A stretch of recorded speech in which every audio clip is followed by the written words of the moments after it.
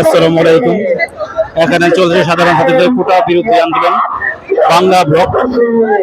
আমি আছি এখন হিটেল ইন্টার কন্টিনেন্টাল মোড় ট্রাফিক সিগন্যালের সামনে।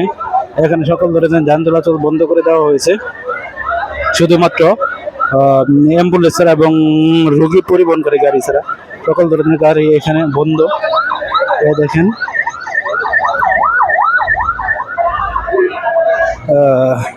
এখানে শাহবাগ রাস্তায় সাধারণ ছাত্রীরা বসে অবস্থান নিয়েছে।